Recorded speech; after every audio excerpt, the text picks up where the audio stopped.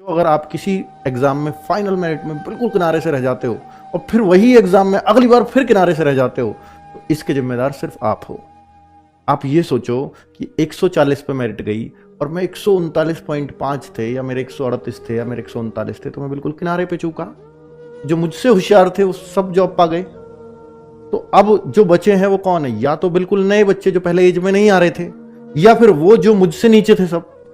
तो हमने क्या किया, हम अगर अगली भर्ती में भी किनारे पर रह जाते हैं तो इसमें गलती किसकी होगी? यार हमने उन बच्चों को अपने से आगे निकलने दिया जो हमसे पीछे थे, या हमने उन बच्चों को आगे निकल दिया जो अभी तैयारी में जुटे हैं। तो इसका मतलब मेरी तैयारी में कहीं ना कहीं कमी रही है, क्योंकि मैं तो इस बार टॉपर होना चाहिए। और ये बात की है साबित शाहरुख खान ने। आपको ये सबको मालूम चल चुका है कि एसएससी जीडी का एग्जाम 4 फरवरी से होना है। अब आपके सामने एक बिल्कुल टारगेटेड डेट है, और चाहे एग्जाम पोस्टपोन हो जाए पर प्रीपोन्ड कभी नहीं होता। तो कि भाई मैं इसमें क्या कुछ नया भी पढ़ सकता हूं? तो जी बिल्कुल पढ़ सकते हो, और किस तरह से अपनी पढ़ाई में नयापन ला सकते हो, मेरी उस तरह की भी एक स्ट्रेटजी है। अगर आप इसको फॉलो करते हैं, जो हम टाइम टू टाइम लाते हैं एसएससी जीडी वाले बच्चों को, क्योंकि इन बच्चों को बहुत समझ नहीं होती, स्पेशली एसएससी जीडी वाले बच्चों को। वो बच्चे भी जो पुराने टॉपर रहे हैं, मैं कहूंगा कि जो पुराने कट ऑफ से बिल्कुल किनारे पर रहे हैं ना, वो पुराने टॉपर ही समझाऊंगा मैं उनको, क्योंकि वो उन सबसे ऊपर थे। जो आपसे ऊपर थे वो सब सेलेक्ट हो गए, और जो आपसे नीचे हैं वो भी संघर्ष कर रहे हैं। तो आप उन सब में सबसे ऊपर हो, तो आप इस बैच के टॉपर होने चाहिए। तो उनको भी जरूरत होती है कि इस तरह की किसी डोज की। और बच्चों 171 नंबर आए हैं, पिछली बार कट ऑफ के किनारे से रहा था। तो भाई आप अपनी क्षमताओं को थोड़ा सा बढ़ाना सीखो, तो निश्चित तौर पर आप उस लाइन को, जो सिलेक्शन की लाइन है, उसको छू जाओगे। और वो बच्चा ये बोला फिर, सर बहुत अच्छा रहा, पिछली बार बीएसएफ मिलती, और बीएसएफ मिलती तो मैं पता नहीं, उसमें इतना टाइट शेड्यूल होता है, तो मुझे पता नहीं ट्रेनिंग पे पढ़ने का टाइम मिलता है नहीं मिलता।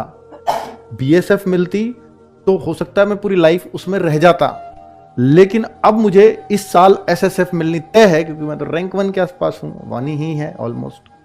तो इस बार में अब मेरे पास चांस है कि मैं एसएसएफ मिलेगी, तो यहां मैं अपनी पढ़ाई भी कर सकता हूं, और जब पढ़ाई करूंगा तो जरूरी सी बात है कि मैं कहीं सब इंस्पेक्टर भी निकाल सकता हूं। तो वो जो कुछ होता है भले के लिए होता है, पर उस भले को आपको भुनाना पड़ेगा।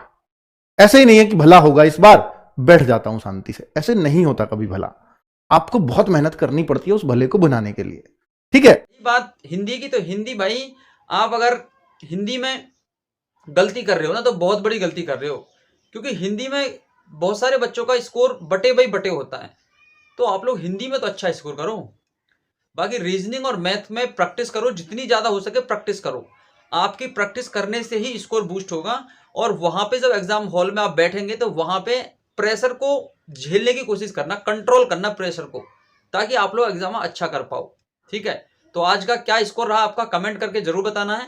कितने कितने बच्चों के स्कोर रहे हैं, और सेफ स्कोर मैंने आपको बता दिया कि आज के मॉक के हिसाब से सेफ स्कोर 125 से 30 के बीच में जिन भी बच्चों का है सेफ स्कोर है। भाई अगर ऐसा एग्जाम आता है तो आप लोगों का सिलेक्शन बिल्कुल श्योरली से हो जाएगा, कोई ना कोई पोस्ट आपको मिल जाएगी। और यहाँ पे कम से कम 5 से 7 नंबर का नॉमिनेशन भी आपको इस के हिसाब से मिलने ही वाला है। तो आप लोग अपनी तैयारी को बढ़िया बना के रखो, जो भी दिक्कतें हैं उनको